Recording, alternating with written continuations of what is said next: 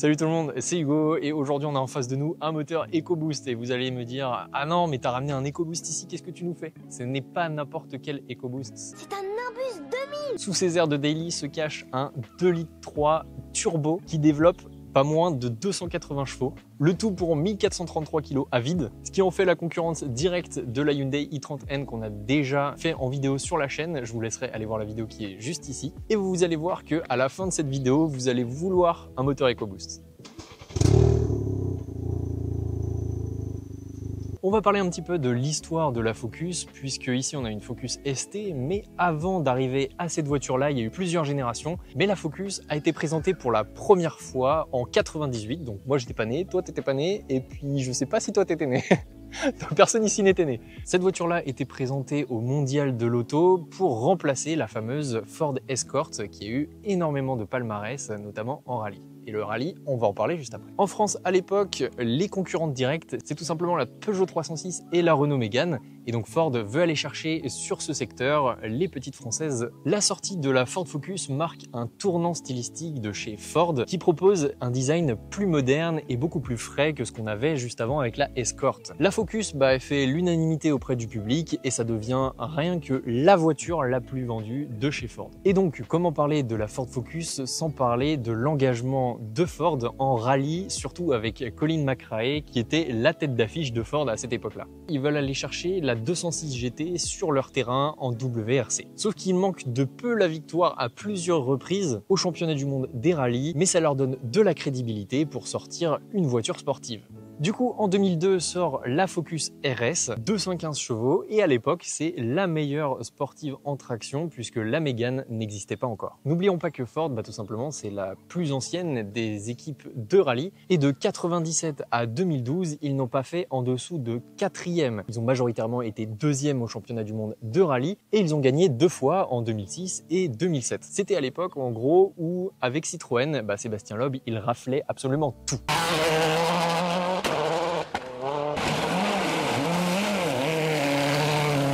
Fermons la parenthèse rallye. Ford continue la Focus, mais je trouve que c'est un design style berline de PNJ de base. Franchement, c'est pas terrible. Bon, après, ça n'engage que moi. Par contre, tout ce qu'ils ont sorti en Focus RS, c'est vraiment un banger. Moi, je préfère la 3e génération de Focus. Dites-moi laquelle vous préférez dans les commentaires.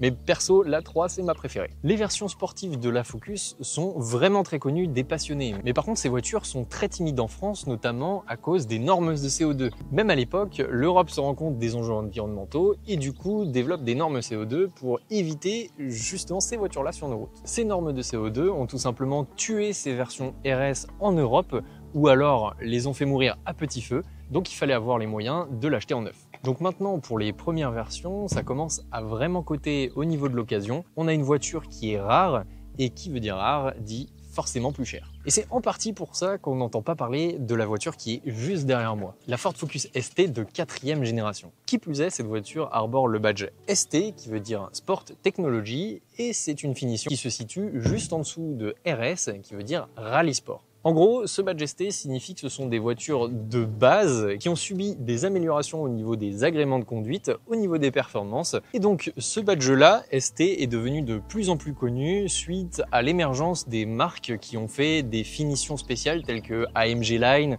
ou alors RS Line pour faire justement des lignes un petit peu plus racées, mais qui n'ont pas les moteurs de ces versions-là. D'ailleurs, c'est pas possible, à chaque fois que je parle, il y a un truc. J'ai pas de chance. Ford ne fait pas exception à la règle puisqu'on confond souvent ces versions ST avec les versions ST Line qui n'ont pas les moteurs de ces voitures-là mais qui ont des lignes un peu plus racées. Donc un peu déçu que les Ford très sportives soient moins mises en avant en France, mais par contre très content de voir que Ford s'est arrangé pour être un peu plus discret, donc passer ces voitures en mode daily, mais en dessous on a 2,3 litres turbo.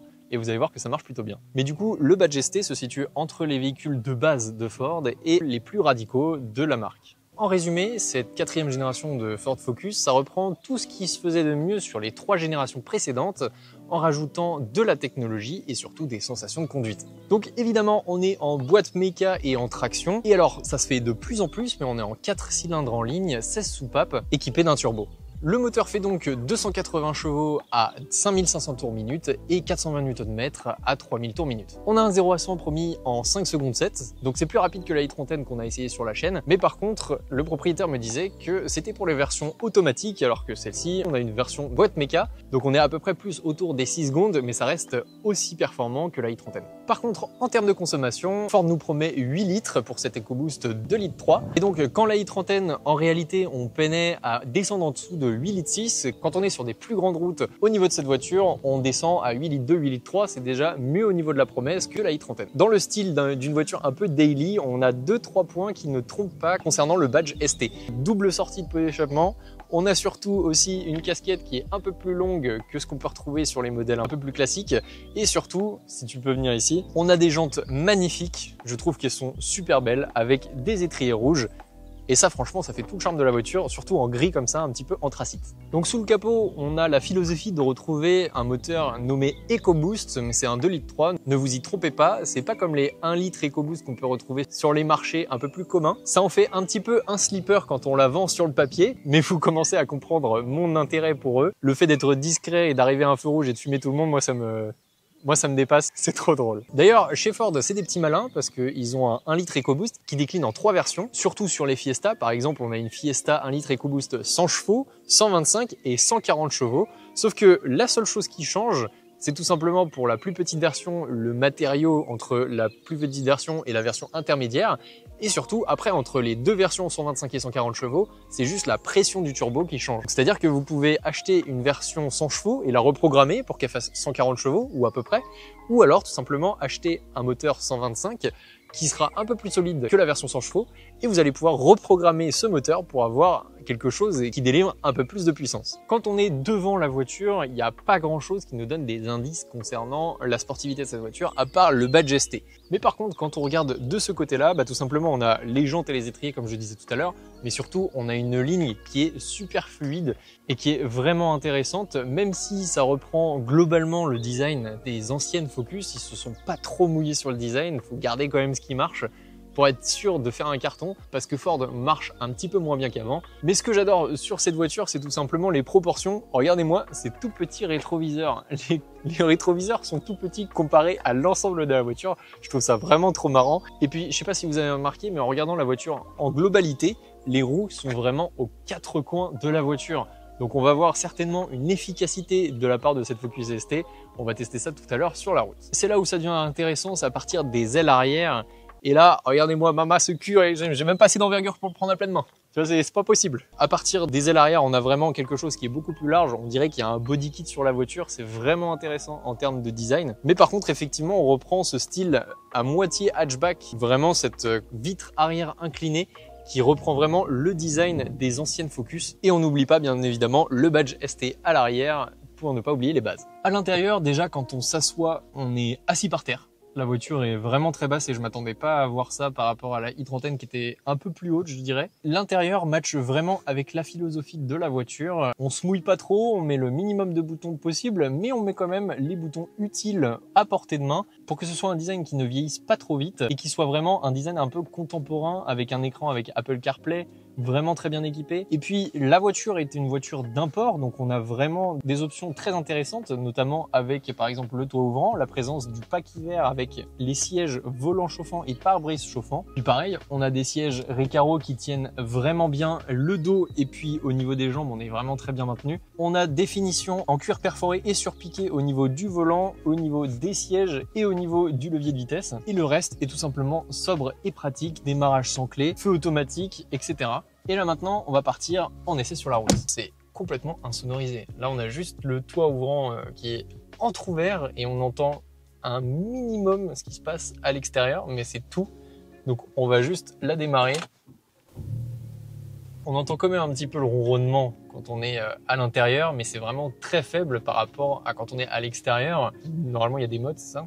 C'est ici. Donc là, tout le monde est attaché, c'est super bien.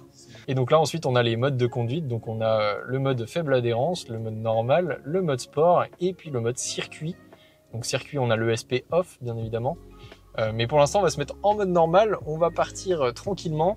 On va faire chauffer la voiture. Donc d'origine, elle fait pas de bruit, elle est très discrète à l'avant. C'est pas du tout la même chose qu'à l'arrière.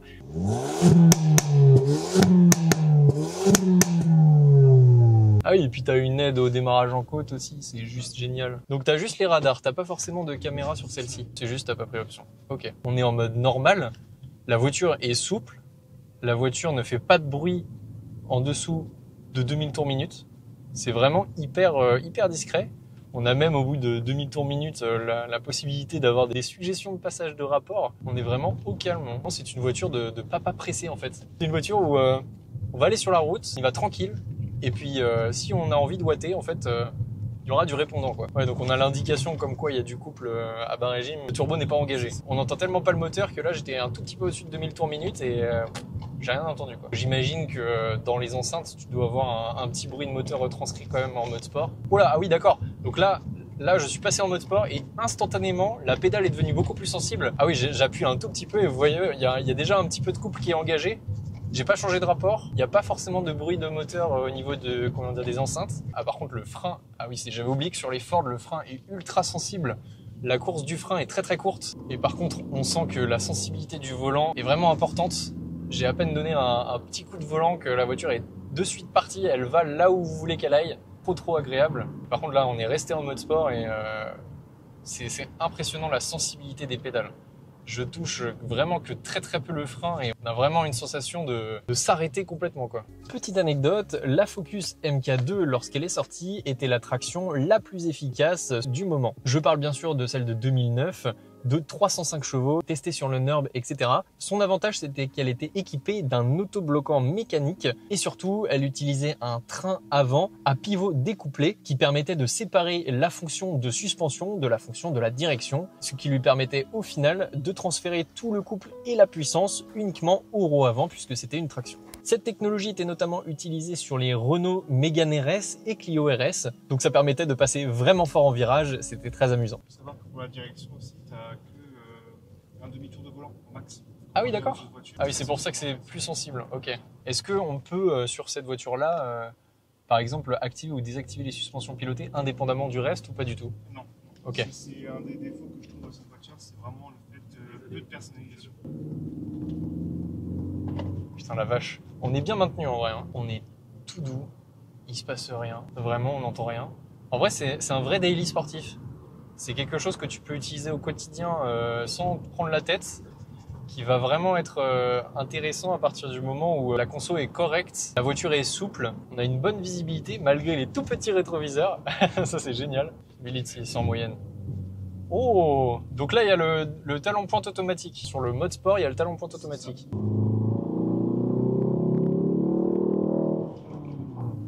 Ok, donc sans trop appuyer sur la pédale, on est monté un petit peu plus dans les tours. Et en fait, c'est à partir de 3000 tours minute que la voiture amplifie le son du moteur dans les enceintes.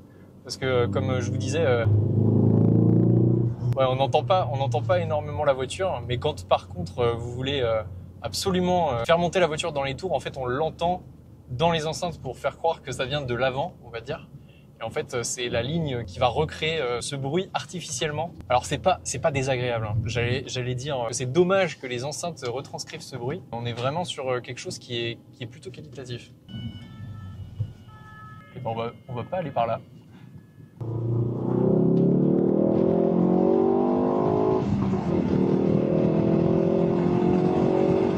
Vache. Alors, il y a beaucoup de choses à dire dans cette accélération. L'ESP a fait son travail, parce que je suis pas en mode circuit. On a vraiment pas toute la puissance qui passe au sol quand on met pied-tôle. C'est plutôt assez impressionnant. Puis surtout, quand on arrive à une certaine vitesse et qu'on relâche un petit peu la pédale, la direction est très floue. Et en fait, je trouve ça hyper déstabilisant parce que t'es dans un moment où tu veux apporter un petit peu de sportivité. Et là, l'avant, j'avais un volant qui flottait à l'avant. C'est assez déstabilisant. Moi, j'ai l'impression qu'on est vraiment connecté à la route en virage. Mais je pense que si tu soudes un petit peu plus au niveau de la voiture, il y a un moment donné où tu vas avoir une sensation d'être un peu déconnecté de la route à certains points. Je trouve ça un peu dommage parce que en vrai, le feeling de direction avec le demi-tour de volant dont tu me parlais était plutôt agréable. On arrivait vraiment à avoir quelque chose de souple, mais sans être trop incisif.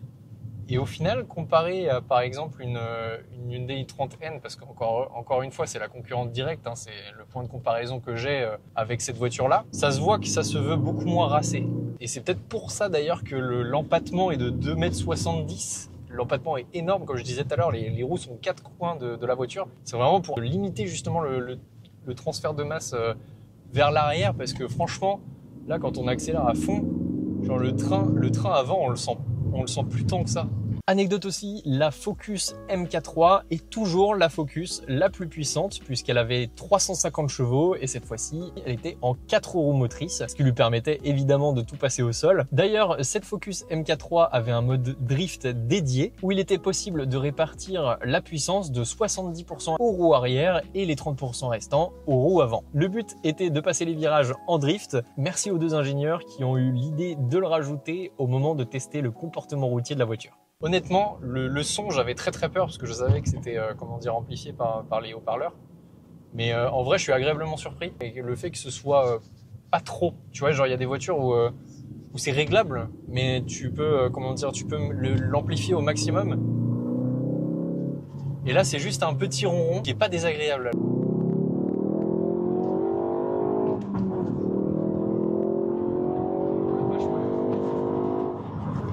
Ouais, c'est vraiment une sensation bizarre. Je retrouve la même sensation, que ce que je décrivais tout à l'heure. Sensation de flou dans le volant, elle apparaît à partir de 100 km/h. Et je trouve qu'elle apparaît vraiment tôt. Pourtant, je suis resté volant droit. Anecdote concernant aussi un autre constructeur, c'est Saleen. C'était un préparateur de Ford à l'époque. Ils ont fait la Saleen S121, qui à l'époque de Fast and Furious était une voiture qui se voulait street race ready. C'était un moteur 2 litres Cosworth de 225 chevaux avec un kit nitro d'origine, un châssis préparé. Et donc le but, c'était d'aller chercher des Civic pleines de néons dans les rassemblements de l'époque. Tout ça pour la maudite somme de moins de 26 000 $. Ah ouais, là c'est clair que là, par contre, au niveau des suspensions, on a quelque chose de beaucoup plus ferme, même au niveau de la direction. Tu vois, j'avais fait exprès de rester en mode sport. Je voulais éviter d'enlever l'ABS, l'ESP, pardon. Quand on tourne, on a vraiment la sensation des pneus par contre, hein, qu'on n'avait pas en mode sport. Et là, oui, effectivement, on ressent chaque bosse. Vraiment, c'est la première fois que je dis qu'un son est agréable au niveau des enceintes. Parce que pour le coup, j'ai testé un classe G. Ah non, c'est la même sensation, hein. Par contre, les freins sont très efficaces et ça fait plaisir. Et emporté vers l'arrière, mais t'as l'impression que c'est la caisse entière qui est emportée vers l'arrière et t'as l'impression de devoir partir en wheeling. Le fait est que la direction est très agréable en utilisation normale. Donc ça m'étonne pas que, t'aimes bien l'utilisation un petit peu plus chill, tu vois. Parce que cette voiture-là, c'est un daily racé en fait.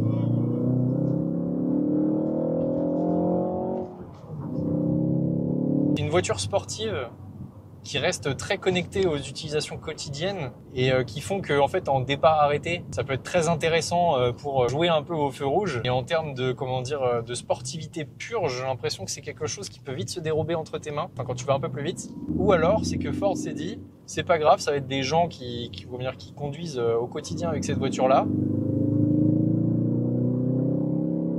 Et tu vois, regarde, oh la vache.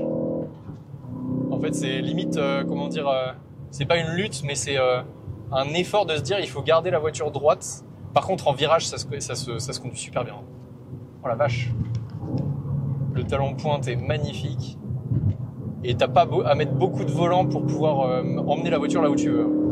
C'est très précis. Oh la vache. Ah oui, effectivement.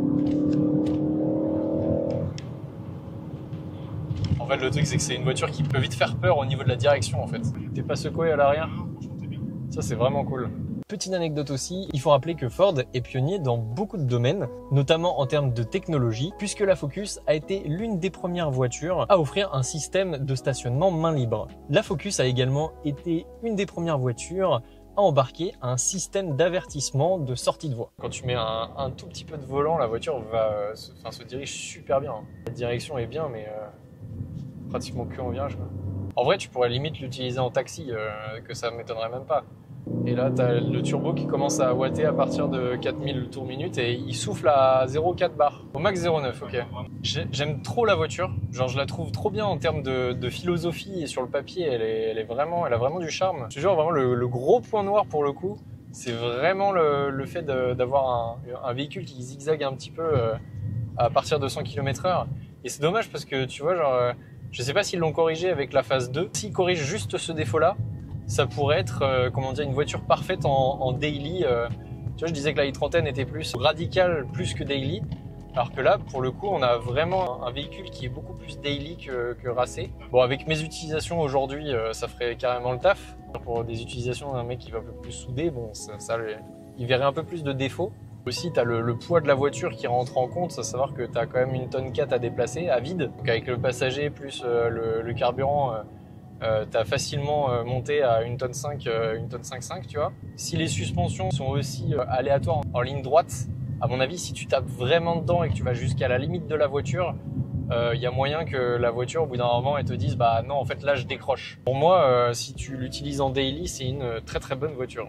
Je pense aussi que c'est quelque chose qu'ils ont voulu inculquer pour pouvoir différencier aussi la gamme ST et RS. Si tu fais genre juste comme Hyundai où tu as un véhicule de tous les jours ou un véhicule super radical, les gens forcément s'y retrouvent pas quand ils veulent quelque chose de polyvalent, même si pour le même budget tu peux avoir des choses très différentes. Si tu veux vraiment de la sportivité, tu vas pas forcément te diriger vers cette voiture-là. Mais je trouve que cette voiture apporte un vrai compromis entre la conduite de tous les jours et la conduite un peu plus fun. En conclusion, on peut dire que c'est une voiture de tous les jours. Ford a trouvé un très bon compromis entre les daily et les voitures très radicales. C'est une voiture que vous pouvez utiliser très facilement au quotidien, qui ne consommera pas tant que ça, si jamais vous voulez avoir une voiture qui, sous le pied droit, a un certain caractère. La voiture a quand même un défaut majeur en ligne droite, mais ça peut être corrigé en modifiant certaines pièces, et j'espère que Ford l'a corrigé sur sa phase 2. Avec cette version que l'on vient de tester, Ford a trouvé quelque chose qui allie technologie et sensation de conduite, avec tout l'héritage historique que Ford a eu en rallye, en compétition, mais aussi sur les voitures de route. J'espère que vous avez aimé ce test. N'hésitez pas à me dire ce que vous pensez de cette voiture-là. N'hésitez pas à vous abonner, n'hésitez pas à mettre un like aussi, et on se retrouve pour de prochaines. Salut tout le monde!